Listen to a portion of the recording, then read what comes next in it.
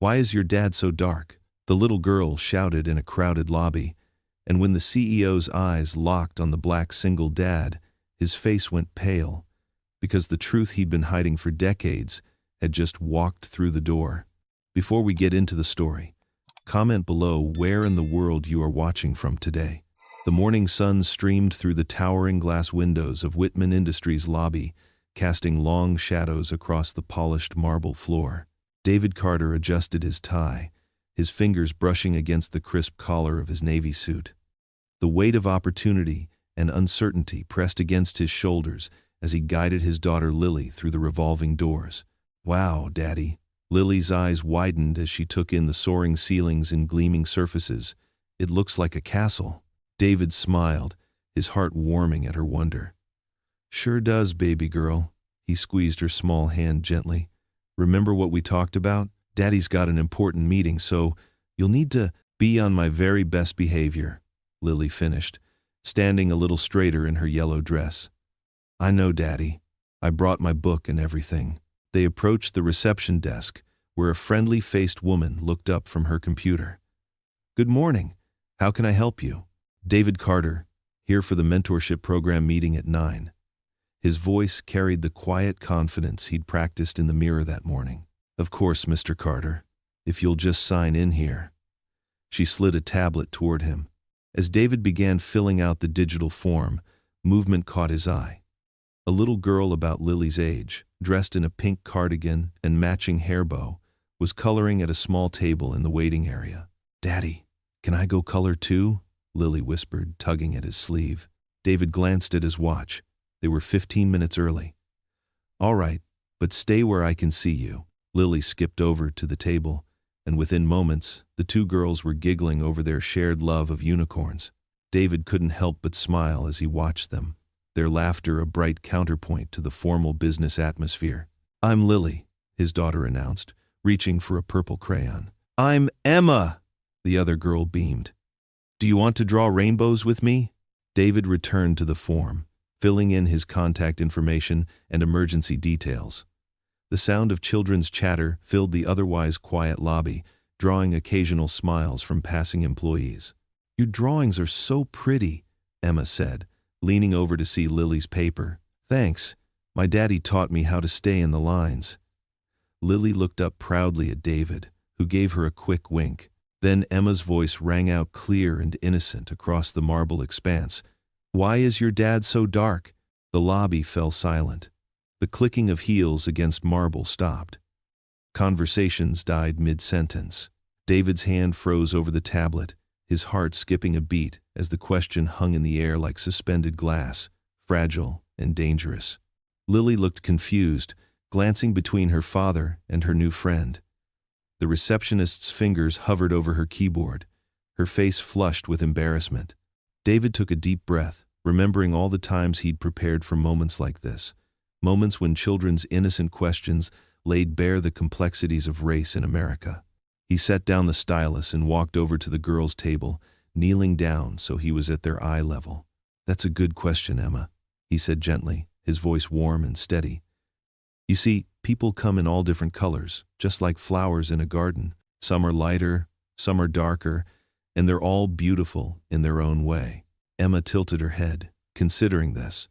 "Like my mom's rose garden?" "Exactly like that," David smiled.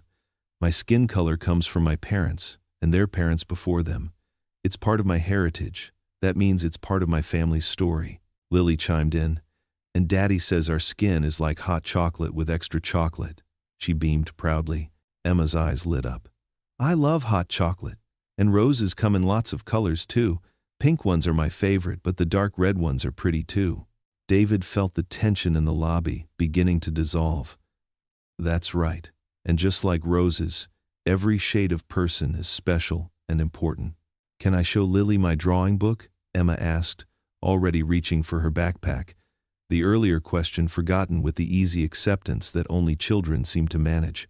"Of course you can," David replied, his heart lightening as he watched the girls bend their heads together over Emma's sketchbook, already moving past the moment with the natural grace of childhood. Suddenly, applause broke out behind him. David stood and turned to find a man in an expensive suit approaching. His silver-streaked hair and commanding presence marked him immediately as someone important, but it was the strange look that crossed his face as their eyes met that caught David's attention. The man was Charles Whitman, CEO of Whitman Industries. David recognized him from the company website. But something in Whitman's expression shifted as he drew closer, a flicker of recognition, followed by what looked almost like fear. The applause died down, and the lobby seemed to hold its breath, waiting to see what would happen next. David stood tall, one hand resting protectively on Lily's shoulder, as Charles Whitman closed the distance between them. "Emma, sweetheart," Charles called out, his voice carrying a slight tremor that belied his confident stance. "Is this your new friend?"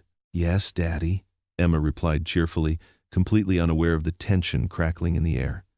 "This is Lily, and she can draw really good unicorns." David's mind raced as the pieces clicked into place. Emma was Charles Whitman's daughter. The CEO's face had gone slightly pale, his practiced smile not quite reaching his eyes as he looked between David and the girls. The morning sun continued to stream through the windows, but the warmth David had felt earlier had been replaced by something heavier, something that spoke of past wounds and present uncertainties. He stood his ground, maintaining his dignity while keeping his expression open and professional, even as he noticed Charles Whitman's hands trembling slightly at his sides. The lobby's tension dissolved as Charles Whitman approached, his polished leather shoes clicking against the marble floor. His silver-threaded hair and tailored navy suit projected authority, but something in his expression seemed off balance, like someone who had just seen a ghost. "That was quite remarkable," Charles said, extending his hand to David. "I'm Charles Whitman." His palm was slightly damp as it met David's, and there was a subtle tremor in his grip. David noticed the CEO's blue eyes, studying him with an intensity that went beyond normal professional interest. "David Carter," he replied evenly. "And this is my daughter, Lily." Lily gave a little wave, still holding hands with Emma, who bounced excitedly beside her new friend. "Daddy, this is Emma. Can we play again sometime?" Charles's face twitched at the word daddy, and his gaze lingered on David's features as if searching for something. "Emma, sweetheart, why don't you say goodbye to your new friend? We need to let Mr. Carter get to his appointment." "But Dad," Emma protested, her small fingers still intertwined with Lily's. "It's okay," David said, checking his watch. "We're actually a bit early for our meeting with the mentor program coordinator." Charles's eyebrows lifted. "The mentor program? I wasn't aware." He trailed off, then seemed to catch himself. "That's wonderful. We're always looking for fresh perspectives here at Whitman Industries." His words were warm, but his eyes held a shadow of something deeper. Recognition, perhaps, or guilt. A young woman in a crisp blazer approached them. "Mr. Carter, I'm Sarah from HR. We're ready for you now." "Of course." David turned to Lily. "Time to say goodbye to Emma, sweetie." The girls hugged as if they'd known each other for years instead of minutes. As they separated, Charles suddenly spoke up. "Mr. Carter, would you be interested in having coffee with me later this week? I'd love to hear more about your interest in our mentor program." David blinked in surprise.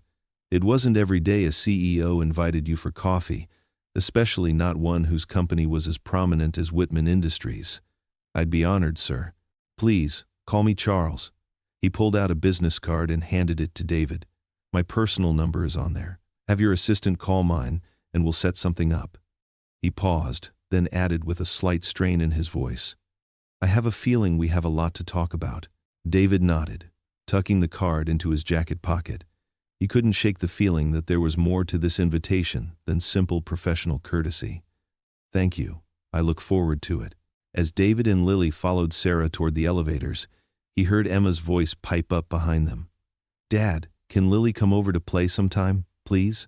David glanced back to see Charles standing very still, his face a complex mixture of emotions. Their eyes met briefly before the elevator doors closed. The morning sun felt warm and promising as David and Lily emerged from the building 15 minutes later. Lily skipped beside him, chattering about her new friend Emma and how they both loved the same cartoon shows. Meanwhile, in his top-floor office, Charles Whitman's hands shook as he unlocked the bottom drawer of his mahogany desk. He pulled out a worn leather album, its pages yellowed with age. Flipping through it, he stopped at a particular photograph, a group shot of the maintenance staff from 1985.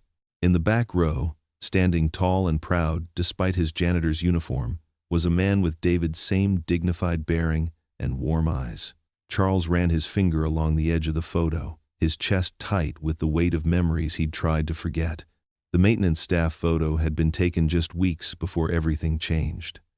Before his father had made a decision that Charles had spent decades trying to make right.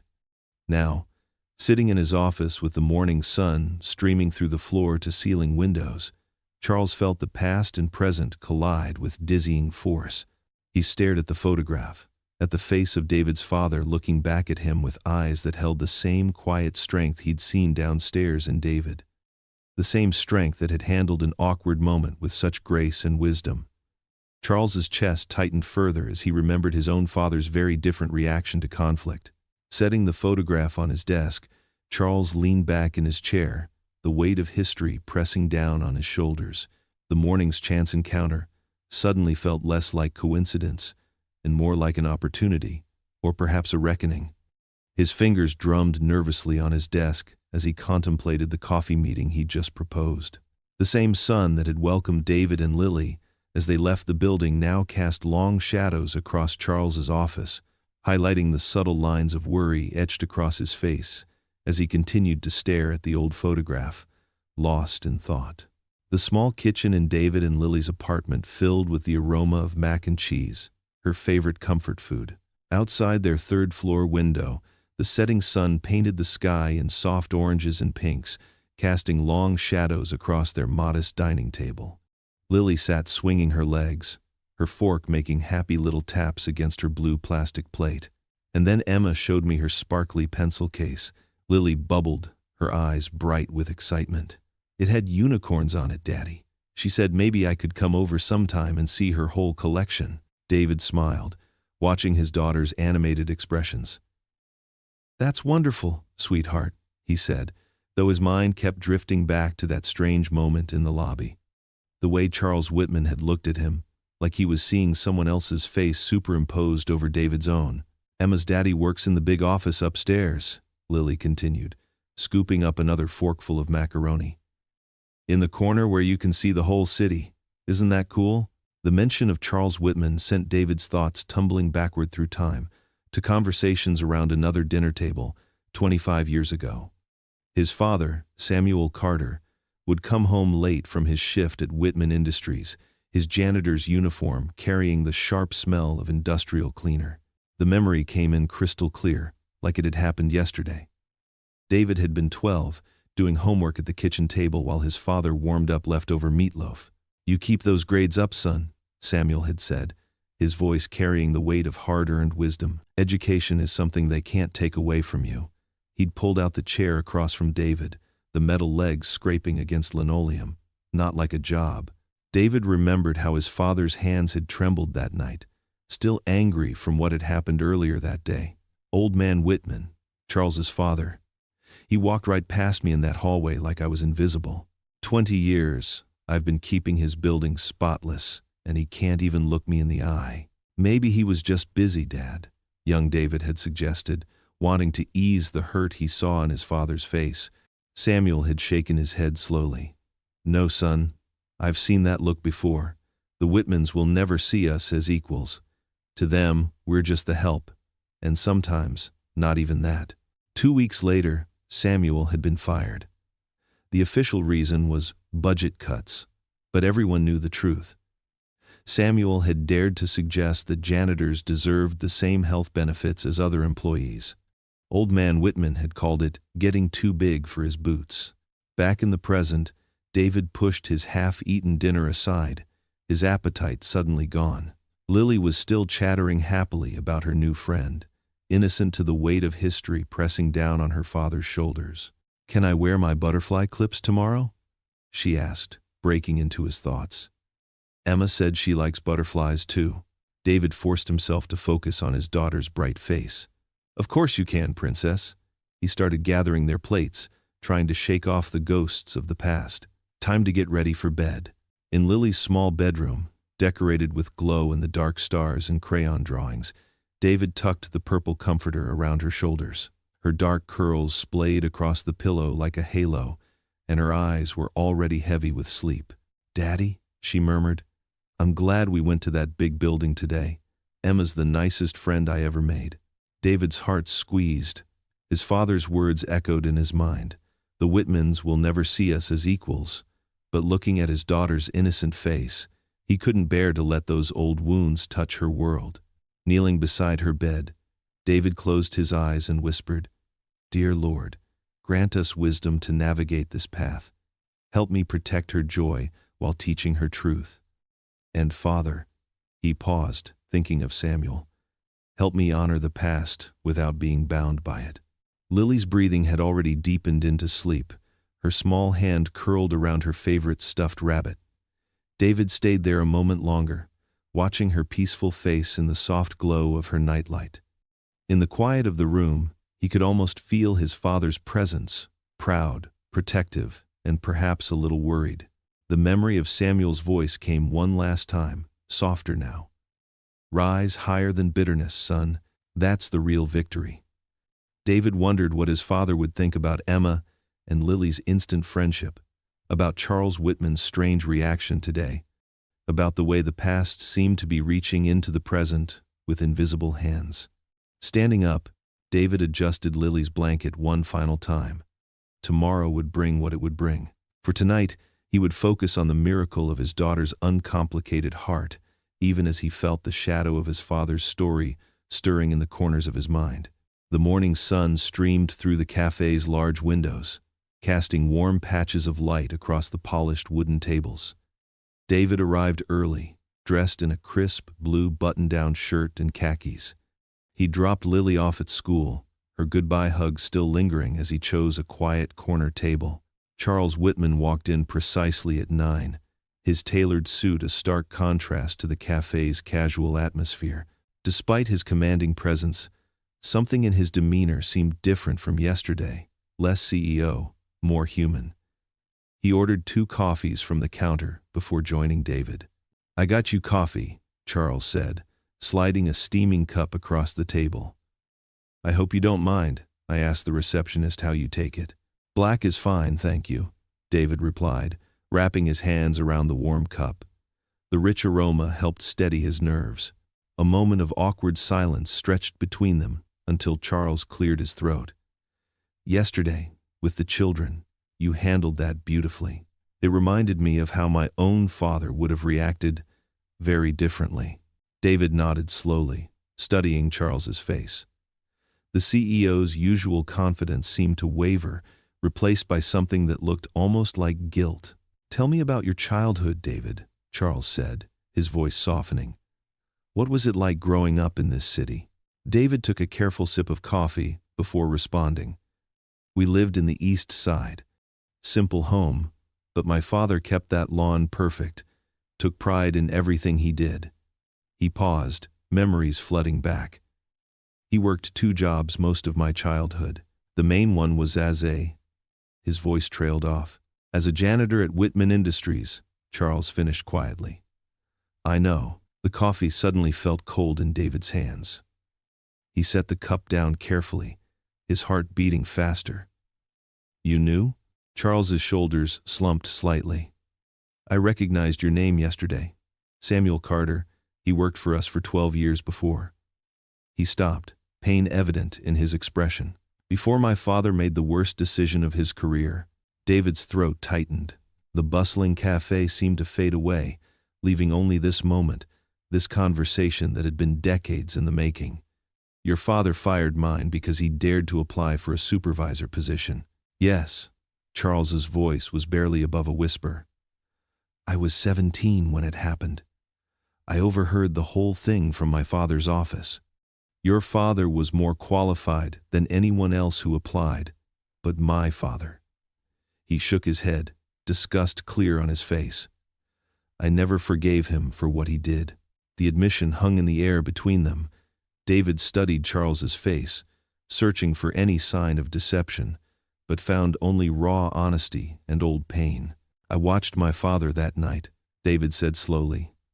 Proud man, always stood straight as an arrow. But when he came home that day, something was broken. He never quite stood that tall again. Charles pushed his untouched coffee aside.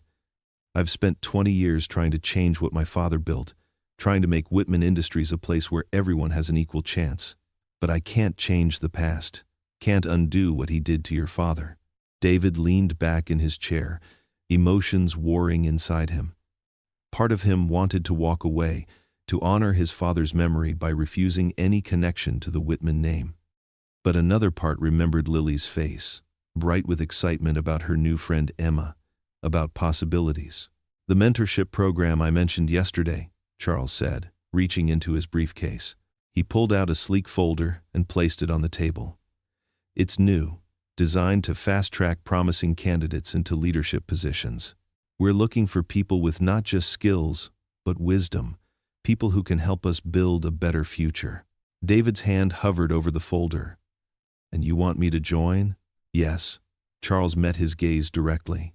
Not out of guilt, though God knows I carry enough of that. But because of what I saw yesterday, how you turned a moment of potential conflict into a teaching opportunity. We need leaders like that, David. Leaders who can bridge divides instead of widening them. The cafe had grown quieter, as if the world was holding its breath. David thought of his father's warnings about the Whitmans, but he also thought of Lily, of the world he wanted to build for her. My father always said opportunities come with strings, David said carefully. Charles nodded. They do, but sometimes those strings can weave something new, something better. He pushed the folder closer. This isn't about erasing the past. It's about building a different future. David looked at the folder for a long moment. He thought about his father's broken pride, about Lily's innocent friendship with Emma, about the chance to make real change from the inside. Finally, he reached out and took it. I'm doing this for my daughter, he said firmly. For her future. That's the best reason I can think of, Charles replied, relief visible in his features. Welcome aboard, David. They shook hands across the table, both aware that this wasn't just about a mentorship program. It was about two men choosing to break a cycle of pain that had spanned generations. The glass doors of Whitman Industries gleamed in the late afternoon sun as David adjusted his tie one final time before entering.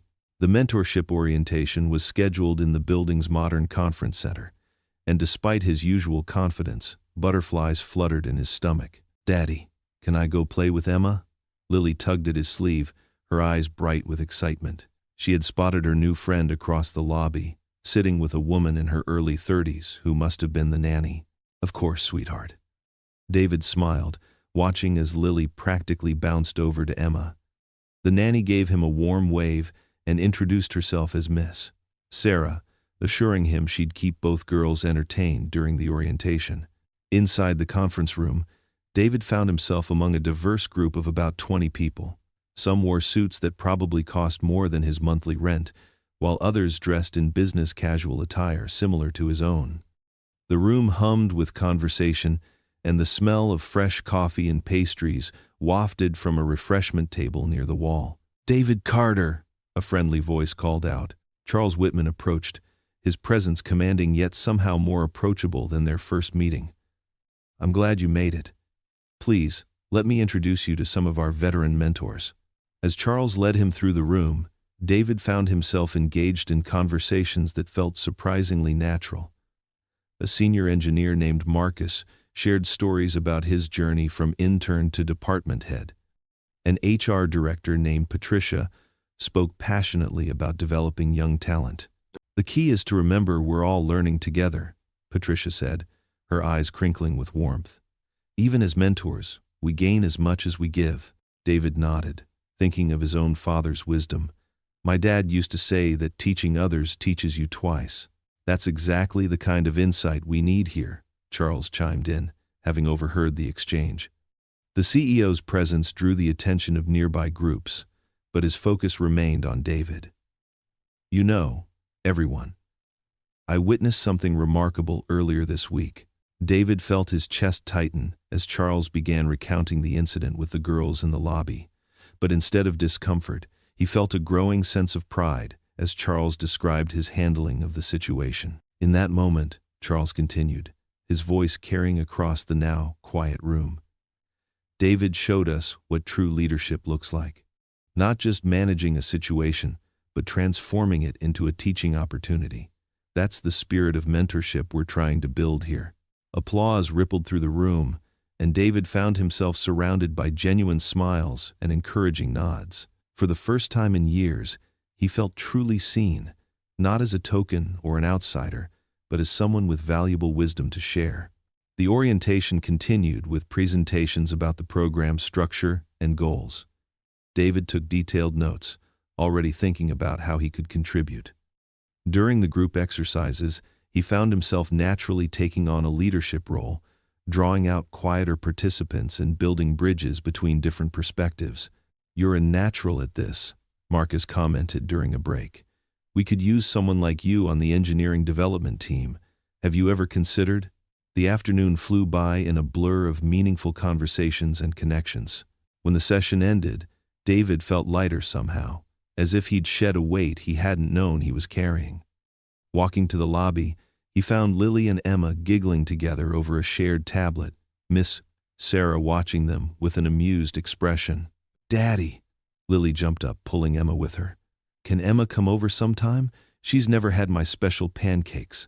David glanced at Miss Sarah, who smiled and said, "I'll check with Mr. Whitman, but I'm sure we can arrange something." The girls cheered, holding hands and spinning in a circle of pure joy. David watched them, these two children who saw nothing but friendship where their fathers had once seen walls.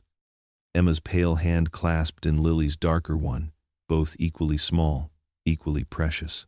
As they prepared to leave, David caught sight of his reflection in the lobby's glass walls. He stood straighter now, his shoulders relaxed, his expression open. The building that had once housed his father's greatest disappointment now felt different, not just a monument to past hurts, but perhaps a place where new stories could begin. Lily skipped beside Emma as they walked toward the exit, their joined hands swinging between them. "Bye, Emma. See you soon," Lily called out as they finally separated. David held the door open for his daughter, watching as she bounded out into the late afternoon sunshine. Her joy was contagious, and he found himself smiling too. The weight of his father's warnings still lingered somewhere in his mind, but today it felt lighter, less urgent. Perhaps this new chapter at Whitman Industries could be different. Perhaps here, finally, was a chance for something to heal. The aroma of simmering tomato sauce filled the Carters' small apartment kitchen as David stirred the pot of spaghetti. Steam rose in delicate wisps, carrying the scent of basil and oregano through the cozy space. At the wooden table nearby, Lily hunched over her coloring book, her dark curls falling forward as she concentrated on staying inside the lines. "Look, Daddy!" Lily held up her artwork, beaming with pride. "It's Emma and me at the playground." The crayon drawing showed two stick figures holding hands, one brown, one peach, beneath a yellow sundae. David smiled, his heart warming at his daughter's innocent joy. "That's beautiful, baby girl." You really captured Emma's smile. "Emma says we're family now, Daddy," Lily announced, reaching for a blue crayon. "She says, since we're best friends, that makes us sisters." She paused, tapping the crayon against her chin. "Does that mean Mr. Whitman is like our uncle?" David's hand stilled on the wooden spoon. The sauce bubbled quietly as he gathered his thoughts. "Well, sweetheart, it's not quite that simple," he said carefully. "But Emma said—" "I know what Emma said," David interrupted gently. He reduced the heat under the pot and walked over to sit beside his daughter. "And it's wonderful that you two are such good friends, but grown-up relationships are different." Lily's forehead wrinkled in confusion. Because of what happened to Grandpa, David's chest tightened. He'd never hidden his father's story from Lily, but he'd always tried to share it without passing on the bitterness. "Partly," he admitted, "but also because trust takes time to build between adults. Like when you first started school, remember how it took a while before you felt comfortable with your teacher, Mrs. Johnson?" Lily nodded. But now she's my favorite. Exactly. Trust grows slowly, like a flower.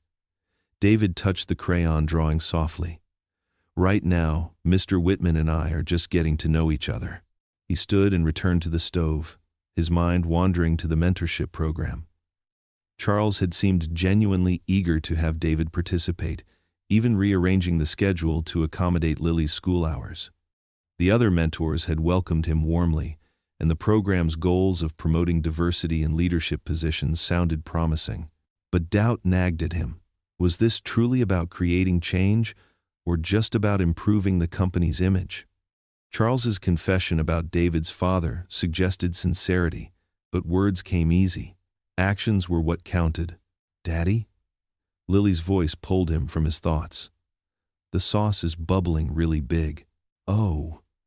David quickly stirred the pot, grateful for the distraction. He drained the pasta and served 2 plates, adding extra cheese to Lily's portion just the way she liked it. As they ate, Lily chattered about her day at school and her plans to show Emma her favorite jump rope tricks tomorrow. David listened, marveling at how easily children formed connections, unburdened by history's weight. After dinner, while Lily worked on her homework, David stood at the kitchen window. Night had fallen, and stars dotted the velvet sky between scattered clouds. The city lights sparkled below, reminding him of his father's words about stars being God's way of proving that light always wins against darkness. Samuel Carter's voice seemed to whisper from memory. Son, a man's word is his bond. But some bonds need testing before they can bear weight. David remembered the pride in his father's eyes, even on that last day at Whitman Industries, how he'd walked out with his head high despite the injustice. Samuel had taught him that dignity wasn't something others could take away. It lived in how you carried yourself through trials. The Whitmans will never see us as equals, Samuel had said, but he'd also taught David something else. Rise higher than bitterness, son. It's the only way forward. Now, watching the night sky, David wondered what his father would think of Charles's outreach. Would he see it as genuine redemption or clever manipulation? The mentorship program could open doors for David that his father never had, but at what cost to his integrity? Behind him, Lily's pencil scratched against paper as she worked on her math problems. Her future stretched out before her, full of possibilities that Samuel Carter had dreamed of but never seen. David's choices now would shape her path too. He pressed his forehead against the cool window glass. The truth was, he wanted to believe in Charles's sincerity. Wanted to believe that change was possible, that old wounds could heal. But trust, like his father had said, needed testing.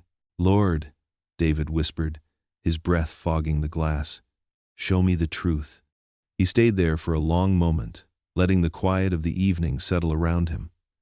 The stars continued their silent vigil overhead, offering no easy answers but reminding him that light persisted even in darkness. Daddy? Lily's voice came from the table. I finished my homework. Can we read a story? David turned from the window, grateful for his daughter's timing. Of course, baby girl. Go pick out a book. As Lily scampered off to her room, David took one last look at the night sky. Tomorrow would bring another day at Whitman Industries, another chance to gauge Charles's intentions. For now, he had a story to read and a daughter to hold close. Trust might grow slowly like a flower, but love, the kind that filled this small apartment with warmth and hope, that bloomed instantly and fully, like stars appearing in the evening sky. He followed Lily's voice, leaving his doubts by the window, with his whispered prayer still hanging in the air. The morning sun streamed through the towering glass windows of Whitman Industries, casting long shadows across the polished floors. David Carter adjusted his navy tie, taking a deep breath before entering the executive conference room. A week had passed since he'd started the leadership mentorship program, and already the hallways felt less intimidating. Inside, seasoned managers gathered around a massive oak table, their laptops open and coffee cups steaming. David took his usual spot near the middle, pulling out his notebook. He'd learned quickly that observing was just as important as participating. The Thompson account is bleeding money, Sandra Peters, the head of marketing, announced. Her PowerPoint presentation showed declining numbers in bold red. We've tried everything in our usual playbook. The room filled with murmurs and concerned glances. David studied the graphs, remembering similar challenges from his community center work. His heart thumped against his ribs as he raised his hand. Yes, Mr. Carter? Charles Whitman nodded from the head of the table. Have we considered approaching this from the community angle? David's voice came out steady, despite his nerves. The Thompson brand has strong local roots. Instead of traditional marketing, what if we organized neighborhood events? Build trust from the ground up? The room fell silent. Sandra Peters blinked, then slowly smiled.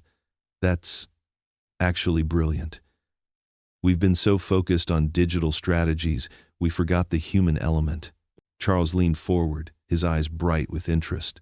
Tell us more, David. For the next 15 minutes, David outlined his idea, drawing from years of grassroots organizing. He explained how personal connections could transform customer loyalty, especially in established neighborhoods. The managers took rapid notes, asking thoughtful questions. This is exactly the fresh perspective we needed, Charles announced when David finished. Sometimes it takes an outsider's eye to see what we've been missing.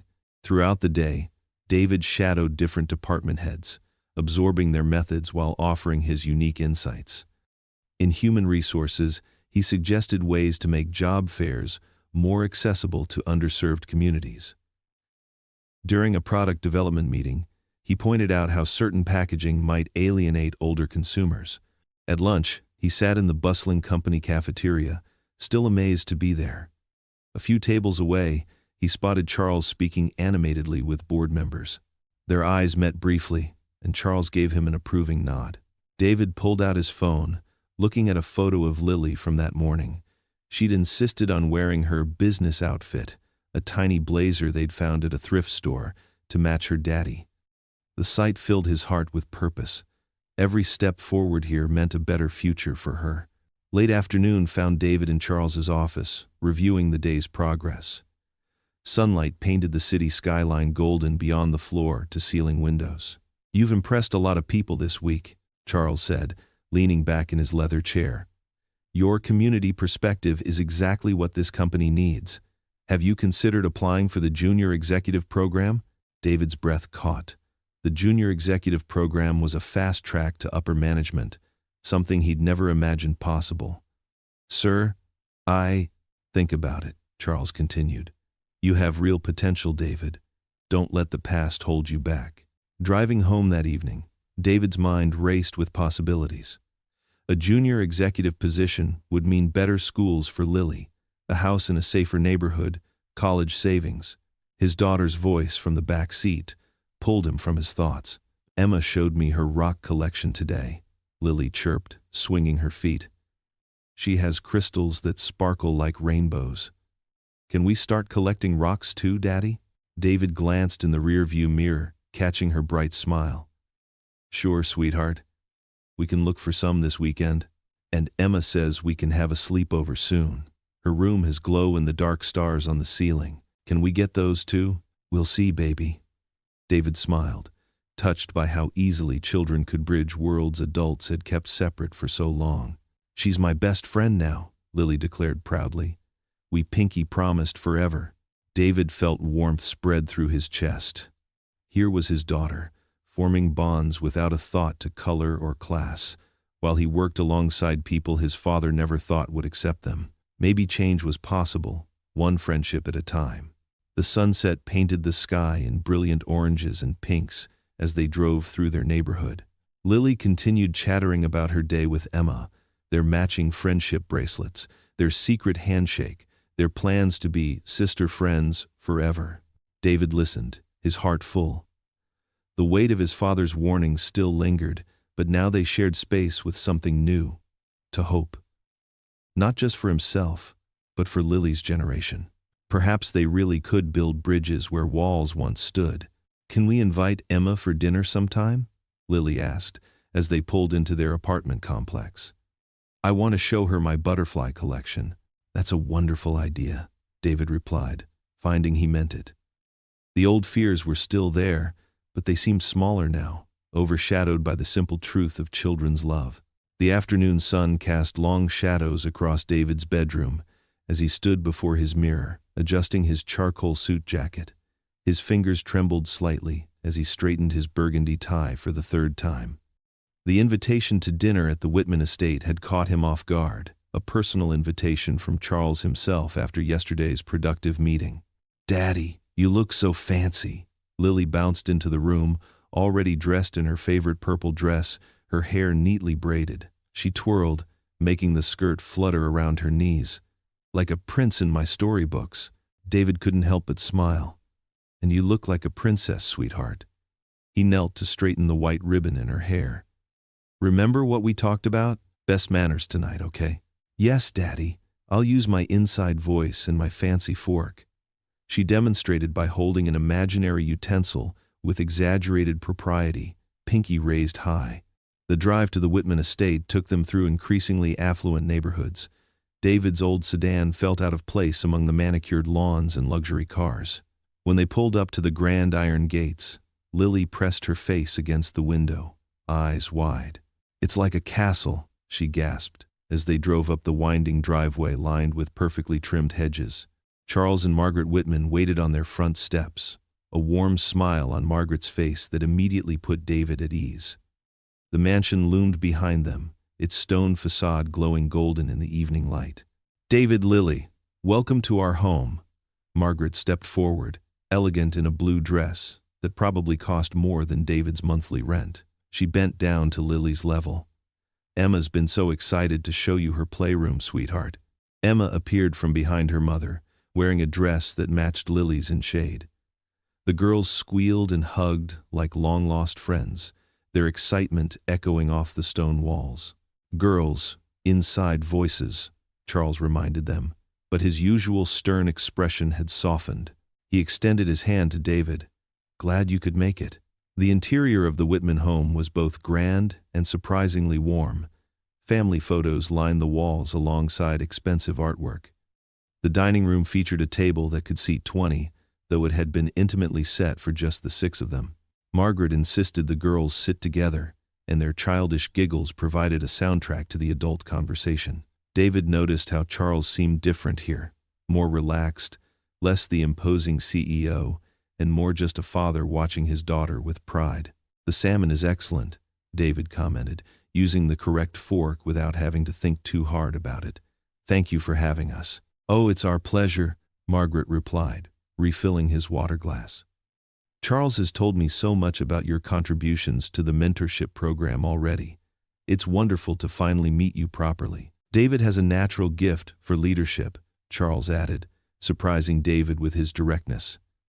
"Just yesterday, he pointed out a flaw in our diversity initiative that none of us had considered." Fresh eyes, fresh perspective. David felt warmth creep into his cheeks.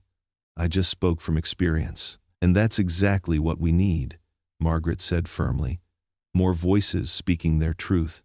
The conversation flowed easier after that. They discussed books, music, and their daughter's shared love of art. Margaret asked about Lily's school, showing genuine interest in her favorite subjects. Charles shared stories about Emma's recent dance recital, and for moments at a time, David forgot about the weight of history between their families. "Daddy, can Emma show me her treehouse?" Lily asked as they finished dessert, a decadent chocolate cake that had both girls scraping their plates clean. "If it's all right with Mr. and Mrs. Whitman," David replied, glancing at their hosts. "Of course," Margaret smiled, "but stay where we can see you from the patio." They moved to the back terrace, where comfortable loungers surrounded a stone fire pit. The evening air carried the scent of blooming jasmine. David watched the girls climb the elaborate wooden structure built around a massive oak tree, their laughter floating down like leaves. "They make it look so simple, don't they?" Margaret mused, settling into a chair beside her husband. "Friendship without complications.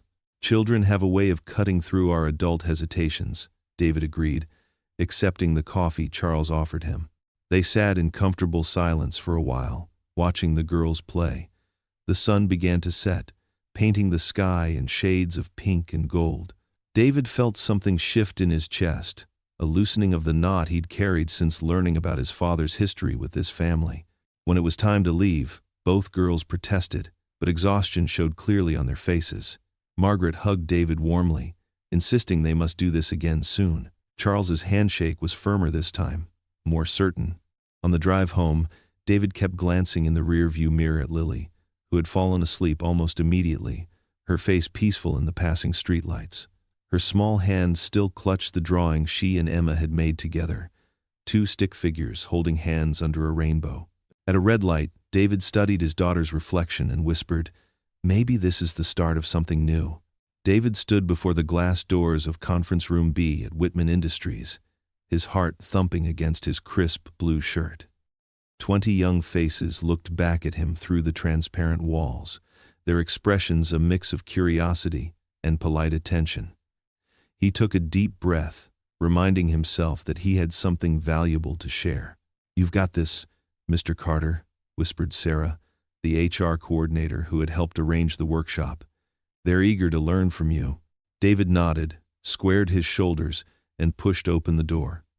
The room fell silent as he walked to the front, his dress shoes clicking against the polished floor. The afternoon sun streamed through the floor-to-ceiling windows, warming the modern space. "Good afternoon, everyone," David began, his voice steady despite his nerves. "I'm David Carter, and I'm here to talk about something we all face, challenges and how to rise above them." A few participants shifted in their seats, probably expecting another dry corporate presentation. David smiled, remembering Lily's words that morning, "Just be yourself, Daddy. That's when you're the best." "Let me tell you about my first job," he continued, moving away from the podium to stand closer to his audience. "I was 16, working at a local grocery store. The manager took one look at me and assigned me to the back room, away from customers. The room grew still, all eyes fixed on him. Even the usual typing and clicking of laptops ceased. I could have gotten angry. I could have quit. Instead, I organized that storage room so well that within 3 months, I was promoted to floor supervisor." David's voice carried warmth and conviction. Sometimes, the very obstacles meant to hold us back become the stepping stones to move forward. As he spoke, David noticed Charles Whitman slip quietly into the back of the room. Their eyes met briefly, but David kept his focus on the young professionals before him. "Leadership isn't about titles," David continued, pacing slowly. "It's about how you handle the moments that test your character. It's about choosing dignity over bitterness, persistence over defeat." A young woman raised her hand. "But how do you stay positive when it feels like the system is against you?" David nodded, acknowledging the weight of her question. "That's an excellent point, Jessica. The truth is, some days are harder than others. I'm a single father to an amazing 8-year-old daughter. Every morning, I look at her and remember why I keep pushing forward. Your why has to be bigger than your obstacles." For the next hour, David shared practical strategies for building resilience, interwoven with personal stories that brought his points to life. He talked about the importance of mentorship, continuous learning, and maintaining grace under pressure. The room came alive with questions and discussion. "Remember," he said, drawing the session to a close, "true leadership isn't about avoiding failures or challenges. It's about how you transform those experiences into wisdom that can lift others up." The applause that followed was genuine and enthusiastic. As participants gathered their things, several approached David to share their own stories or ask follow-up questions. He noticed small groups forming, continuing the discussion he had started. "That was incredible," one young manager said, shaking his hand. "You should do this more often." "Mr. Carter," another added. "Your story about the grocery store? That's exactly what I needed to hear today." From the corner of his eye, David saw Charles still waiting at the back of the room, speaking quietly with Sarah from HR. Their conversation seemed intense, with lots of nodding and quick glances in his direction. As the room finally cleared, Charles approached, his expression thoughtful. "David, do you have a moment?" They moved to a quiet corner by the windows. The late afternoon sun painted the city skyline in shades of gold and amber. "I've attended hundreds of leadership talks," Charles began, his usual corporate polish softened by genuine emotion. But what you did today, you didn't just teach leadership principles. You showed them what leadership looks like. David felt a flutter of pride but kept his voice humble. I just shared what I've learned along the way. No, Charles shook his head. It was more than that. You have a gift for connecting with people, for helping them see their own potential. The way you handled that discussion about systemic barriers, with honesty, but also hope. He paused, choosing his next words carefully. There may be a bigger role for you here than either of us imagined. David stood there, processing Charles's words. The cautious joy he felt wasn't just about potential advancement. It was about the possibility that his experiences, even the painful ones, could serve a greater purpose. Through the window, he watched workers heading home for the day, each carrying their own stories of struggle and triumph. The autumn breeze carried the scent of cotton candy and grilled corn across Memorial Park as David helped Lily adjust her blue ribbon. Around them, colorful banners announcing Whitman Industries Community Cultural Festival fluttered against the golden afternoon sky. Food trucks lined the perimeter, serving everything from soul food to Korean barbecue, while carnival games and craft booths dotted the grass. "Hold still, sweetheart," David said, straightening Lily's white dress. She fidgeted, excitement making her bounce on her toes. "Are you nervous about the performance?" "Nope. Emma and I practiced 1,000,000 times, Lily declared, scanning the growing crowd. "There she is." She waved frantically at her friend, who wore a matching dress. David looked up to see Charles and his family making their way through the festival. Emma broke away from her parents and ran to Lily, the two girls immediately falling into animated chatter about their upcoming dance recital. "David!" Charles called out warmly, extending his hand. "Quite a turnout, wouldn't you say?" He gestured at the hundreds of people filling the park. A beautiful tapestry of faces from every background imaginable. "It's amazing," David agreed, taking in the scene. The festival had been Charles's idea, a celebration of diversity sponsored by Whitman Industries. Local businesses had eagerly joined in, and the whole community had embraced the event. "The girls are up in 20 minutes, Charles's wife reminded them, checking her watch. "We should head to the stage area." They made their way through the festival, stopping occasionally to greet people. David noticed how Charles took time to speak with everyone, from the elderly Vietnamese couple selling spring rolls to the young Hispanic students running the face painting booth. There was something different about him now, a genuine warmth that hadn't been there when they first met. The main stage area was already packed when they arrived. Proud parents clutched phones and cameras, ready to capture their children's performances. The afternoon sun cast long shadows across the grass as the elementary school's music teacher arranged the young performers in their positions. "Remember big smiles," she called out to the children. Lily and Emma stood side by side, whispering and giggling. David found himself seated next to Charles in the front row. On stage, the first few acts showcased the community's rich cultural heritage, a traditional Mexican folk dance, a Chinese ribbon performance, and an African drum ensemble. The audience cheered enthusiastically for each group.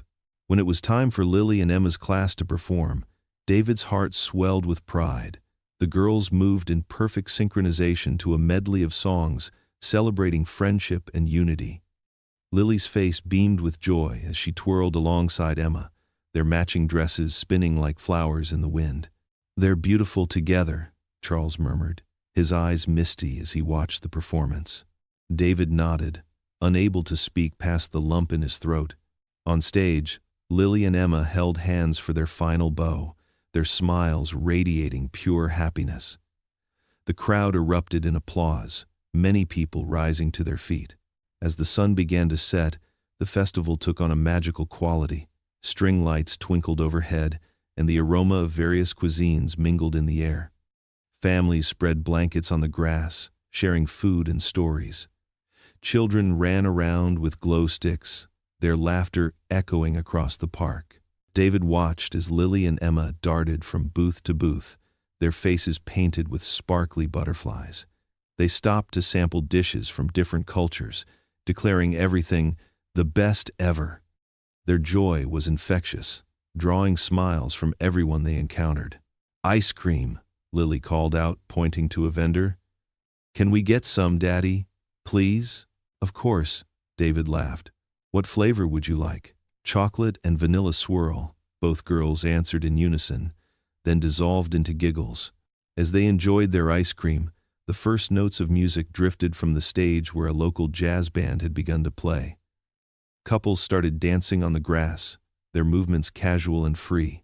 The atmosphere was electric with happiness and connection. This is what community should look like, Charles said, appearing beside David. He gestured at the diverse crowd, all celebrating together. This is what I've always wanted for the company, for our city. David nodded, understanding. It's beautiful, he said simply. The sky had darkened to a deep blue when the announcement came for everyone to find a spot for the fireworks display. Families gathered closer together, heads tilted upward in anticipation. Lily and Emma sat cross-legged on a blanket, their hands still clasped together. The first firework burst overhead in a shower of gold, reflecting in the girls' wide eyes. More followed. Red, blue, green, and purple explosions painting the night sky. Each burst was met with collective oohs and ahs from the crowd. As the display continued, Charles turned to David. In the flickering light of the fireworks, his expression was earnest and determined. I want you in leadership, he said quietly but firmly. The words hung between them as another firework illuminated the night, its sparks raining down like stars. Above them, the sky continued to explode with color and light, celebrating a moment of pure unity and hope. Monday morning arrived with golden sunlight streaming through the towering glass windows of Whitman Industries. David straightened his tie as he rode the elevator to the top floor, his heart beating a steady rhythm against his crisp white shirt. The secretary smiled warmly and gestured toward Charles's office door. Go right in, Mr. Carter. He's expecting you. Charles's office was larger than David's entire apartment. Floor-to-ceiling windows offered a panoramic view of the city skyline, and elegant artwork adorned the walls. Charles stood as David entered, his face bright with unusual enthusiasm. David, thank you for coming. Charles gestured to a plush leather chair. Please, have a seat. David settled into the chair, noting how Charles seemed both excited and nervous, an unusual combination for the typically composed CEO. The morning light caught the silver in Charles's hair as he leaned forward across his massive desk.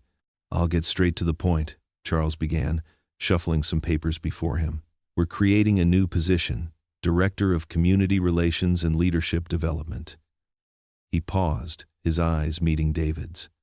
And I want you to take it. David's breath caught in his throat. His fingers gripped the armrests of his chair. This would be a senior leadership role, Charles continued, his voice gaining momentum. You'd report directly to me, full benefits, stock options, and... He named a salary that made David's ears ring. David struggled to find his voice. I don't know what to say. Say yes. Charles smiled, then his expression grew more serious. Look, David, I've watched you these past weeks. The way you handle people, the wisdom you bring to situations, your natural ability to bridge gaps and bring people together, it's exactly what this company needs. David shifted in his chair, his mind racing. Some might say this is too fast, that I haven't earned it.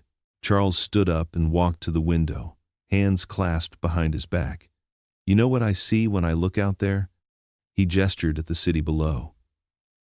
I see a community that needs healing, connection, understanding. He turned back to David. And I see a man who can help make that happen. Because I'm black? David asked quietly, needing to know. Charles shook his head firmly. Because you're you, David. Yes, your perspective as a black man is valuable. We need that diversity in leadership. But it's your character that's earned this. Your integrity, your vision. He returned to his desk and pulled out a folder. Remember that workshop you led last week? I had people from every department come to me, saying it was the most inspiring session they'd ever attended. Charles's voice grew passionate. You have a gift, David. You can teach people to see beyond their differences, to find common ground. David felt tears pricking at the corners of his eyes. He thought of his father, how proud he would be to see this moment. And yet, what about the past? David asked. Your father, my father. Charles leaned forward, his face earnest. That's exactly why this matters so much. We can't change the past, David, but we can create a different future. Your father should never have been treated that way. Help me make sure it never happens again. David stood up and walked to the window, needing a moment to process. Below, the city bustled with morning traffic, people flowing in and out of buildings like a great river of humanity. He thought of Lily, of the future this could provide for her. The program you'd be leading, Charles continued softly. It's not just about business leadership. It's about community transformation, building bridges, creating opportunities for people who've been overlooked. David turned back to face Charles. You're serious about this? More serious than I've ever been about anything. Charles stood and extended his hand. What do you say? David looked at the offered hand, the son of the man who had once crushed his father's dreams, now offering him a chance to reshape the future. He took a deep breath and grasped Charles's hand firmly. Yes, David said, his voice strong and clear. Yes, I'll do it. Charles's face broke into a genuine smile. Welcome to the team, Director Carter. They spent the next hour going over details, start date, responsibilities, the transition plan. When David finally left the office, his head was spinning with possibilities. In the parking lot, he pulled out his phone with trembling fingers and called Lily at her school. The secretary put him through to her classroom. Daddy? Lily's voice was curious. Is everything okay? David couldn't contain his joy any longer. Baby girl, guess what? They want me to be a director at the company, a real leader. Really? Lily squealed. We did it, Daddy. David laughed, tears of joy running down his face as he sat in his car, the morning sun warming his skin through the windshield. His daughter's excitement echoed his own heart's celebration. We did it, baby girl, he repeated softly. We really did it. The morning sun couldn't pierce through the crowd of protesters gathering outside Whitman Industries. Their signs cast dancing shadows across the marble lobby floor where, just weeks ago, an innocent question had sparked an unexpected friendship. Now, those same windows framed faces twisted with anger, their cardboard signs demanding justice and accountability. David Carter sat in his new office, his promotion announcement from 2 weeks ago now feeling like a distant dream. His phone buzzed constantly with notifications. The local news website's headline screamed in bold letters, Whitman Industries, a legacy of discrimination exposed. Below it, a yellowed newspaper article from 30 years ago detailed how Charles's father had systematically prevented black employees from advancing in the company. The article mentioned Samuel Carter by name, David's father, describing him as one of many victims of racist corporate policies. Reading his father's name in print made David's stomach churn. The memories flooded back. His father coming home that final day, tie loose around his neck, eyes hollow with defeat. Mr. Carter? His assistant's voice crackled through the intercom. There are several reporters asking for comment. David pressed the button. No comment, he said firmly, though his voice wavered slightly. He pulled up Twitter on his computer, immediately regretting the decision. The tweets scrolled endlessly. Whitman Industries thinks one black executive erases decades of racism? Number Whitman scandal. Wonder how much they're paying their token hire to clean up daddy's mess. Number corporate whitewashing. David Carter. Either a sellout or a puppet. Pick one. Number Whitman Industries. His phone buzzed again. A text from his sister. Are you seeing this? Dad would be rolling in his grave. The words stung like a physical blow. David pushed back from his desk, his chair wheels squeaking against the polished floor. Through his office window, he could see more protesters arriving, their signs becoming a colorful blur through his tear-filled eyes. A soft knock on his door made him quickly wipe his face. Charles entered, looking more haggard than David had ever seen him. His usual confident stance was replaced by stooped shoulders and dark circles under his eyes. David, Charles began. then stopped, running a hand through his disheveled hair. I should have told you everything from the start, about my father, about the systematic discrimination, about— Stop. David held up his hand. The word came out sharper than he intended. Just stop. Were you ever going to tell me? Or was I just part of your redemption story? Charles flinched. That's not fair. You earned this position. Your character, your leadership, my character? David laughed bitterly. Or my color. Because right now, the whole world thinks I'm just your token black guy, hired to make your family look better. The weight of generations of pain hung between them. Outside, the chants grew louder. Whitman shame, Whitman shame. David's phone buzzed again. Emma's nanny canceling tomorrow's playdate with Lily. Given the circumstances, the message read, it might be best to wait until things calm down. He felt the humiliation burn in his chest. All those dinners, those moments of hope, those dreams of change, had they been real? Or was he just as naive as his father had warned him not to be? I need to go home, David said quietly, gathering his things. Charles stepped forward, reaching out. David, please, we can fix this. Together we can show them. Show them what? David's voice cracked. That your father was wrong? That you're different? That hiring one black executive makes everything okay? He shouldered past Charles, unable to look at him. My father was right about your family all along. The drive home was a blur. David's hands shook on the steering wheel as radio hosts dissected his career, questioning his qualifications, suggesting he was just a publicity stunt. He switched it off, but the silence was worse, filled with his father's warnings and his own doubts. At home, Lily was already there with Mrs. Johnson from next door, who gave David a sympathetic look as she left. The apartment felt smaller than usual, suffocating with unspoken words and broken dreams. Lily watched him from the kitchen doorway as he slumped into a chair at the table. Her small face was pinched with worry, so different from her usual sunny expression. She clutched her favorite stuffed giraffe, a gift from Emma, tightly to her chest. "Daddy, are you sad?" she asked softly, patting over to him in her sock feet. David tried to smile, but his lips trembled. He could handle the protesters, the tweets, even Charles's betrayal. But seeing his daughter's concerned face, knowing she would have to learn these hard truths about the world, it broke something deep inside him. He reached for her, pulling her into a tight hug, unable to stop the tears that fell into her braids. Lily hugged him back fiercely, her small arms strong with love. "Emma says we're still family," she whispered against his shoulder. "She told me at school today," she promised. The innocent words only made his heart ache more. How could he explain to his 8-year-old daughter that sometimes promises weren't enough? That sometimes the world was harder and colder than a child's pure heart could understand? David sat there, holding his daughter, feeling the weight of his father's legacy and his own dreams crumbling around him.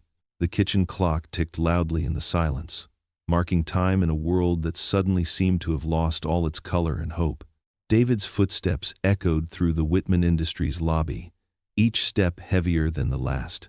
The security guard who usually greeted him with a warm smile now looked away, suddenly busy with his computer screen. The morning sunshine that typically flooded the marble floors felt harsh and exposing. At the reception desk, Sarah, who had always been chatty, merely nodded and slid his visitor badge across the counter without meeting his eyes. The whispers followed him like shadows, hushed conversations that died the moment he walked past, only to resume in his wake. "Did you see the article?" The young intern whispered too loudly to her colleague by the water cooler. "They're saying he's just here to make the company look good." David's jaw clenched. He'd faced prejudice before, but this felt different. This wasn't just about the color of his skin, it was about his integrity, his worth, everything he'd worked for. The elevator ride to the executive floor stretched endlessly. 2 employees who stepped in took one look at him and chose to wait for the next car. David watched the numbers climb, each floor bringing him closer to a confrontation he'd been avoiding since the story broke. When he reached Charles's office, his assistant Jennifer stood up quickly. "Mr. Carter, Mr. Whitman is expecting you." Her usual warmth had been replaced by professional detachment. Charles sat behind his massive desk, looking older than David had ever seen him. Dark circles shadowed his eyes, and papers were scattered across the usually immaculate surface. The morning newspaper lay face down, but David could make out the bold headline about Whitman Industries' racist past. "David," Charles said, rising. "Thank you for coming. I've been trying to reach you. Save it." David cut him off, his voice tight with controlled anger. "I've seen the articles. I've read the comments. I've heard the whispers." Charles ran a hand through his silver hair. "This isn't what I wanted. You have to believe me." "Do I?" David's laugh was bitter. "Was this your plan all along? Hire the black janitor's son to clean up your family's mess? Make yourself look progressive while sweeping decades of discrimination under the rug? That's not fair," Charles protested, moving around his desk. "Everything I told you was true. Your position here was earned." "Was it?" David's voice rose. "Or was I just convenient? The perfect story to tell your board members? Look how far we've come. We even hired one of them in leadership." Charles's face reddened. "You're letting anger cloud your judgment. I admitted my father's mistakes. I've been trying to make things right." "Make things right?" David stepped closer, his hands shaking. "You should have told me everything from the start. About how your father didn't just fire mine, how he blacklisted him from every major company in the city, how he made sure no one would hire a troublemaker who dared to speak up about discrimination." The color drained from Charles's face. I didn't know about the blacklisting. That was before my time." "But you knew enough," David interrupted. "You knew who I was the moment you saw me in that lobby. You knew what your family did to mine. And instead of being honest, you played this whole mentorship game." Charles gripped the edge of his desk. "I should have handled it differently. I should have anticipated the backlash. But your appointment was genuine, David. Your work here has been exemplary." "My work?" David's voice cracked. "Do you know what it's like out there right now? People I thought respected me can't even look me in the eye. Everything I've accomplished here is tainted. My daughter came home crying yesterday because Emma's friends at school said her daddy was just a token hire." The mention of the girls seemed to hit Charles like a physical blow. He sank into his chair. "David, please, let me fix this. We can release a statement, hold a press conference. More PR moves?" David shook his head, reaching for his ID badge. "That's all this ever was, wasn't it? A carefully crafted story of redemption. Well, I won't be part of it anymore." The badge made a soft sound as it hit Charles's desk. David turned toward the door, his shoulders straight despite the weight pressing down on him. "David, wait," Charles called out. "Think about what you're throwing away. Think about Lily's future." David stopped at the doorway but didn't turn around. "I am thinking about Lily. I'm teaching her that dignity matters more than dollars. That some things can't be bought or fixed with carefully worded press releases." He stepped into the hallway, ignoring Charles's calls behind him. The whispers followed him to the elevator, but they didn't matter anymore. Nothing here did. As the elevator descended, David caught his reflection in the polished doors. His father's words echoed in his mind. The Whitmans would never see us as equals.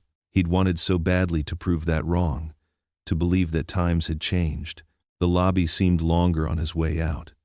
Employees scattered like leaves in his path, their eyes downcast. Outside, the protesters' chants grew louder.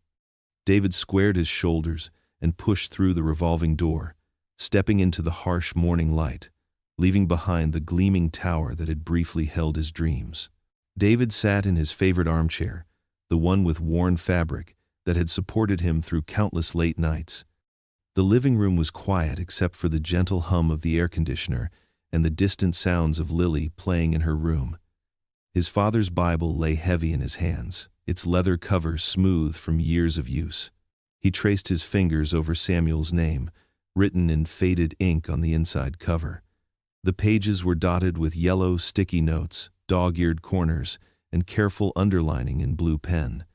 Each mark told a story of his father's journey, his struggles, and his unwavering faith. David's hands trembled as he opened to one of the most worn sections. Verses about forgiveness jumped out at him, marked with his father's familiar handwriting in the margins. "Love your enemies," one passage read. Samuel had written beside it, "The hardest command, but the most freeing." The weight of recent events pressed down on his shoulders. The protesters' angry voices still echoed in his mind, their signs flashing accusations of being a token hire. His fingers clenched around the Bible's edges. As he turned the pages, a photograph slipped out, faded and creased at the corners. It showed Samuel in his janitor's uniform, standing proud despite everything. David remembered how his father would whistle while mopping floors, how he'd greet everyone with the same dignity, whether they were executives or fellow custodians. The memory washed over him like a warm wave. He was 12 years old, sitting on their small front porch. Samuel had just returned from his final day at Whitman Industries after being wrongfully dismissed. Young David's fists were clenched, his heart burning with injustice. "They can't do this to you, Dad. It's not fair," David had shouted, tears streaming down his face. Samuel knelt before him, his work-worn hands gentle on David's shoulders. Despite everything, his father's eyes held no hatred, only a deep, steady wisdom. "Listen close, son," Samuel had said, his voice soft but firm. "Don't let bitterness chain you. Rise higher." "But how?" young David had asked through his tears. "How can you not be angry?" "Oh, I am angry," Samuel admitted, surprising his son with his honesty. "But anger can either destroy you or fuel you to build something better. Choose to rise higher, David, always higher." Back in the present, David wiped his eyes with the back of his hand. His father's words seemed to float in the air around him, as real as if Samuel were still there, speaking them. He flipped through more pages, finding countless notes about grace, strength, and dignity. Samuel had highlighted verses about walking through valleys and emerging stronger, about light shining in darkness. David paused at a particular passage where his father had written, "Our struggles today pave the way for tomorrow's victories." The words struck him differently now, sitting here with his own daughter just rooms away, facing his own moment of choice. The sound of small feet padding across the carpet drew his attention. Lily appeared in her pajamas, her favorite stuffed elephant tucked under one arm. Her eyes were big and concerned, showing wisdom beyond her 8 years. She watched him for a moment, then crossed the room slowly. Without a word, she climbed into his lap, careful not to disturb the Bible he held. Her small weight was comforting, grounding him in the present moment. They sat in silence for a while, David's arms wrapped around his daughter, the Bible open across both their laps. Lily traced the underlined verses with her finger, just as he had done moments before. "That's Grandpa Samuel's writing," she said softly, pointing to a note in the margin. "Yes, baby. It is. Was he a good man, Daddy?" David swallowed hard. "One of the best I've ever known." Lily nestled closer, her head resting against his chest. Then, in a voice barely above a whisper, she said the words that made his heart catch. "Emma says we're family now, aren't we?" David's eyes welled up, tears threatening to spill over. His daughter's innocent question cut through all the adult complications, all the historical pain, all the recent turmoil. In her simple words lay both the challenge and the possibility of healing. He pulled her closer, feeling her small heart beating against his chest, remembering his father's words about rising higher. The tears he'd been holding back finally fell, dropping silently onto the pages of the old Bible. Charles Whitman paced in his office, his polished shoes clicking against the marble floor. Outside his window, a crowd of protesters held signs demanding justice, their chants muffled by the thick glass. His desk was covered with draft statements from the PR team, the carefully worded non-apologies designed to minimize damage. "Sir, we strongly advise against making any detailed statement," Sarah Jensen, his head of communications, insisted. She stood with perfect posture, clutching a tablet to her chest. "Let's wait for this to blow over." "It's been 3 days," Charles said, stopping at the window. "And it's not blowing over." Another advisor cleared his throat. "Mr. Whitman, Admitting to historical wrongs could open us up to litigation. The board didn't see David Carter's face when he left. Charles cut in, his hands clenched into fists. They didn't see his daughter Lily playing with Emma, or hear him teaching those kids about acceptance that day in the lobby. The morning sun streamed through the window, highlighting the silver in Charles's hair. He looked older than he had just days ago. On his desk sat a framed photo of his father, stern-faced, proud, and deeply flawed. "My father made choices based on fear and prejudice," Charles said quietly. "I won't do the same." Sarah stepped forward. "At least, let us prepare a measured statement." "No." Charles turned to face his team. "I'm going to speak from the heart. Set up the press conference for noon." The next 2 hours passed in a blur of preparation. The company's large conference room was transformed into a media center, with cameras and journalists filling every available space. The air felt thick with tension and the buzz of whispered conversations. Charles stood behind the podium, his usual confidence wavering slightly under the harsh lights. Camera shutters clicked rapidly. He glanced down at the PR-approved statement in front of him, then deliberately pushed it aside. "Good afternoon," he began, his voice steady despite his racing heart. "I've called this press conference to address the recent allegations about Whitman Industries' past, specifically, the racist actions of my father during his tenure as CEO." A murmur rippled through the crowd. Sarah, standing off to the side, closed her eyes in resignation.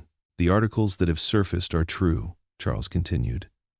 "My father wrongfully dismissed Samuel Carter, a dedicated employee, solely because of the color of his skin. It was an act of blatant racism that reflected the worst of our company's culture at that time."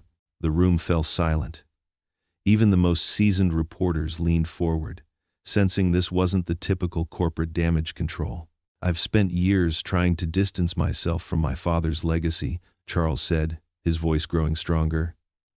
"But distance isn't enough.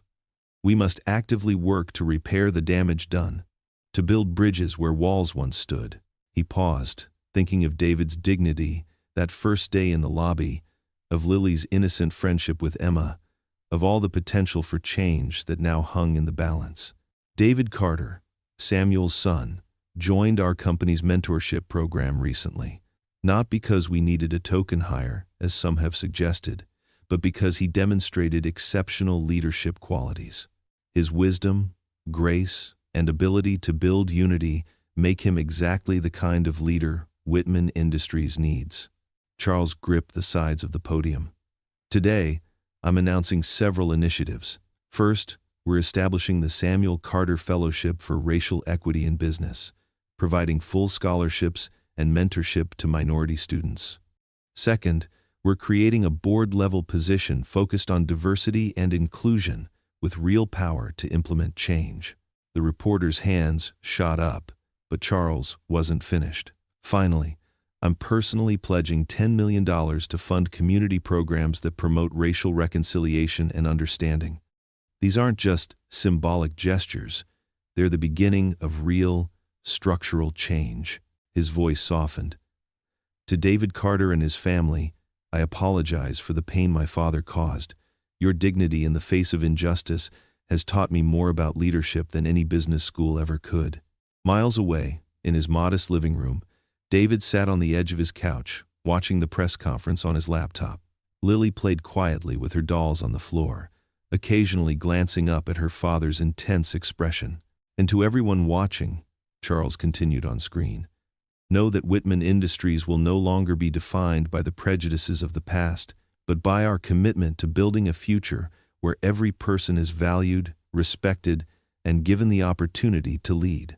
David's hands trembled slightly as he watched. He remembered his father's words about the Whitmans, about how some things never change, but here was change, happening right before his eyes.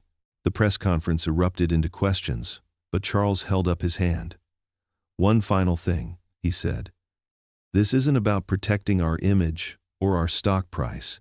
It's about doing what's right, even when it's difficult, especially when it's difficult." As the reporters clamored for answers, David noticed Lily watching him. "Daddy?" she asked. Is Mr. Charles saying sorry? David nodded, feeling something shift inside him, like a heavy weight beginning to lift. Yes, baby, he is. On screen, Charles fielded questions with remarkable honesty, refusing to hide behind corporate speak or legal caution. He spoke about learning from mistakes, about the courage to face uncomfortable truths, about the power of forgiveness to transform both the forgiver and the forgiven. David watched as Charles handled each question with genuine humility and determination. This wasn't the defensive CEO from days ago. This was a man choosing to break a cycle of prejudice, whatever the cost. Lily climbed onto the couch next to her father. Can I still play with Emma? David pulled her close, feeling that spark of hope grow stronger in his chest.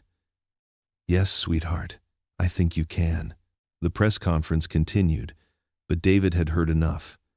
He closed his laptop and sat in the quiet of his living room, letting the moment sink in. His father had always said that true change starts with truth. Raw, honest truth. Maybe, just maybe, that truth was finally being spoken. The morning sun streamed through the windows of David's modest apartment, casting warm squares of light across the living room floor. Lily sat at her small craft table, surrounded by colored pencils and paper, humming softly to herself as she drew what looked like two little girls holding hands. A firm knock at the door made her head snap up. David emerged from the kitchen, wiping his hands on a dish towel, but before he could reach the entrance, Lily had already bounced up from her seat. "I'll get it, Daddy," she called out, her bare feet padding across the carpet. "Lily, wait," David started, but she had already turned the handle. Charles Whitman stood in the hallway, looking different from his usual polished self. His tie was slightly askew, and dark circles rimmed his eyes. He held a small paper bag in one hand and wore an expression that spoke of a sleepless night. "Hi, Mr. Whitman," Lily beamed, seemingly oblivious to the tension of the past few days. "Emma showed me her new puppy on video chat yesterday." Charles managed a gentle smile. "Hello, Lily. Is your father home?" David appeared behind his daughter, placing a protective hand on her shoulder. His face remained carefully neutral, though his jaw tightened slightly. The two men regarded each other in silence for a moment. "Lily," David said softly, "why don't you go finish your drawing in your room?" "But Daddy..." "Please, sweetheart." Lily looked between the two men, then gathered her art supplies. "Okay. Bye, Mr. Whitman." She disappeared down the short hallway, though both men knew she'd probably be listening from her doorway. David didn't invite Charles in immediately. He stood in the doorframe, his expression guarded. "What are you doing here, Charles?" Charles cleared his throat. "I came to talk, face to face. No PR team, no corporate speak, just us." After a long moment, David stepped aside, allowing Charles to enter. The apartment was small but immaculate, with family photos lining the walls and Lily's artwork proudly displayed on the refrigerator. A worn Bible sat open on the coffee table. "Coffee?" David offered, his hospitality winning over his hesitation. "Please." As David moved to the kitchen, Charles remained standing, taking in the space. His eyes landed on a particular photo, a younger David with his father, both in Sunday suits, smiling broadly at the camera. David returned with two mugs, handing one to Charles. They sat across from each other, David in his familiar armchair, Charles perched somewhat uncomfortably on the edge of the sofa. "I brought something," Charles said, placing the paper bag on the coffee table. He pulled out an old photograph, creased at the corners. This was taken in 1985 at the company Christmas party. David leaned forward. In the photo, two men stood side by side, a younger version of Charles's father and David's father, Samuel Carter, in his janitor's uniform. They were smiling, but Samuel's smile didn't quite reach his eyes. "3 months after this photo, my father fired yours," Charles said quietly. "I was 15. I remember that day clearly. I was at the office after school, and I heard the shouting." His hands trembled slightly around his coffee mug. "I watched your father walk out with his head held high, even as my father hurled horrible words at him." David's throat tightened. He remembered that day too, his father coming home early, trying to hide his tears from his family. "I've carried that shame for decades," Charles continued. "When I took over the company, I promised myself I'd be different, better. But the truth is, David, I've been running from our past instead of facing it." He set his untouched coffee down. "Yesterday's press conference wasn't enough. I needed to come here, to your home, and say this directly to you. I am deeply sorry, not just for what's happening now, but for what my father did to yours, for the pain our family caused yours." From down the hall came the sound of small feet shuffling. Lily, no doubt, trying to hear better. The mentorship program, the job offer, none of that was about image or covering up the past, Charles went on. "You earned every opportunity through your character, your wisdom, your ability to build bridges where others see walls." He leaned forward, his voice thick with emotion. "I'm asking you to come back, David, not for the company's sake, not for my sake, but for the community. For all the other Samuel Carters out there who need to see that change is possible." David stood up slowly, moving to the window. Outside, a group of children played basketball in the apartment complex's small court. Black, white, Hispanic, all laughing together, passing the ball without a thought to their differences. He closed his eyes, remembering his father's words from the Bible he'd read just last night. "Be strong and courageous. Do not be afraid. Do not be discouraged, for the Lord your God will be with you wherever you go."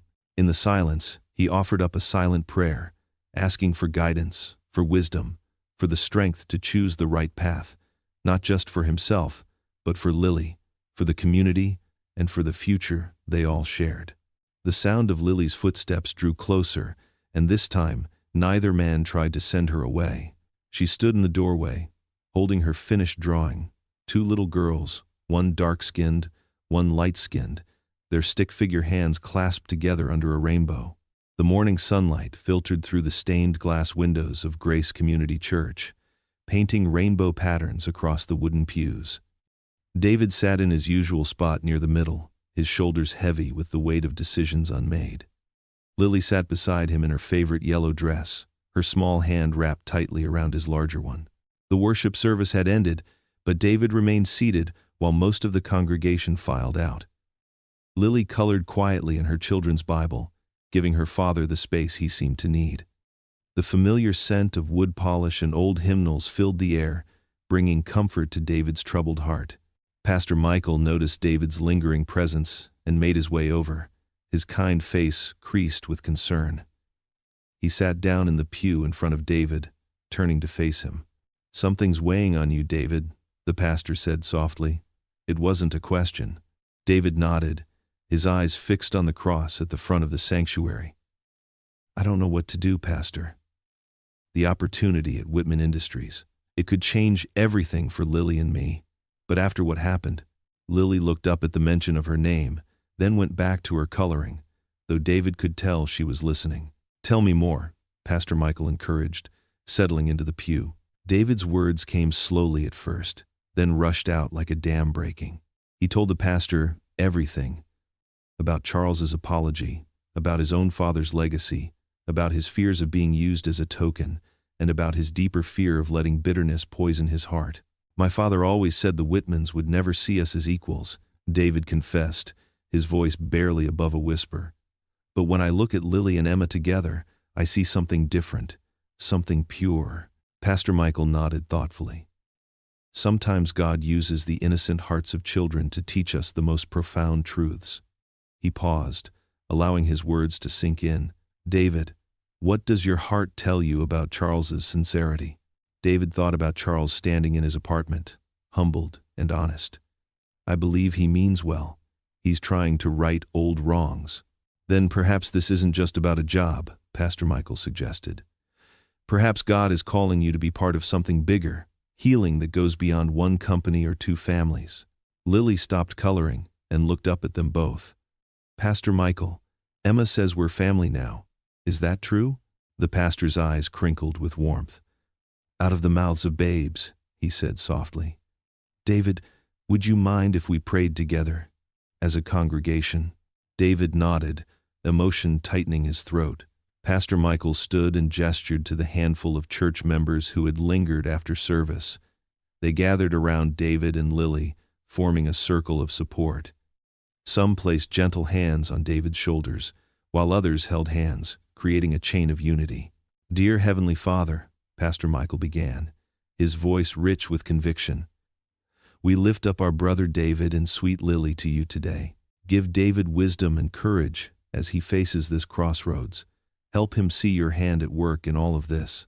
"Yes, Lord," several voices murmured. "Lord, we pray that you would break any chains of bitterness or fear that might hold him back. Show him your purpose in this situation. Give him strength to be a light in dark places." Lily squeezed her father's hand tighter as the prayers continued. David felt warmth spread through his chest as his church family lifted their voices for him. Mrs. Johnson, who had taught Sunday school for 30 years, prayed for his protection. Mr. Thompson, a retired factory worker, asked God to give David boldness in his new role. As the prayers wrapped around him like a warm blanket, David felt something shift inside his heart. The fear and doubt that had been clouding his judgment began to lift. In their place, a quiet certainty took root. Not that everything would be easy, but that God would be with him through whatever came. When the final Amen was spoken, David opened his eyes to find them wet with tears. Lily reached up and wiped one away with her small finger. "It's okay, Daddy," she whispered. "Jesus is with us." The congregation dispersed slowly, each person offering a hug or word of encouragement. Pastor Michael stayed until the end, his presence steady and reassuring. "Whatever you decide, David," he said, "know that you have a family here who believes in you." David drove home with Lily in thoughtful silence. The afternoon sun warmed through the car windows. His daughter's words about family kept echoing in his mind, mingling with the prayers of his congregation and his own father's voice from long ago. "Don't let bitterness chain you. Rise higher." That evening, after a simple dinner of mac and cheese, Lily's favorite, they sat together on their small balcony. The sky was painted in soft pinks and purples as the sun set behind the city buildings. Lily curled up in David's lap, her head resting against his chest. "Daddy?" she asked softly. "Yes, baby? Are you still sad about work?" David hugged her closer, breathing in the sweet smell of her cherry shampoo. "No, sweetheart, I'm not sad anymore. I know what I need to do now." Lily sat up straight, her eyes bright with hope. "You're going back?" David nodded. "Yes, I am. Not just for us, but for everyone who needs to see that love is stronger than hate, that forgiveness is possible." Lily's face lit up with joy. "Then Emma was right?" she asked eagerly. David felt the last piece of his heart's puzzle fall into place. He smiled, a real full smile that reached his eyes. "Yes, sweetheart, Emma's right. We are family now." Lily threw her arms around his neck, nearly knocking them both over in her excitement. Her laughter rang out across the balcony, pure and sweet, a sound of perfect trust and love. The marble lobby of Whitman Industries buzzed with anticipation. Chairs had been arranged in neat rows, and a small podium stood at the front, adorned with fresh flowers. Employees filled every seat, their faces expectant and warm. This wasn't like the tense atmosphere of months ago. Today, the air hummed with genuine celebration. David Carter stood just outside the main entrance, adjusting his new navy suit.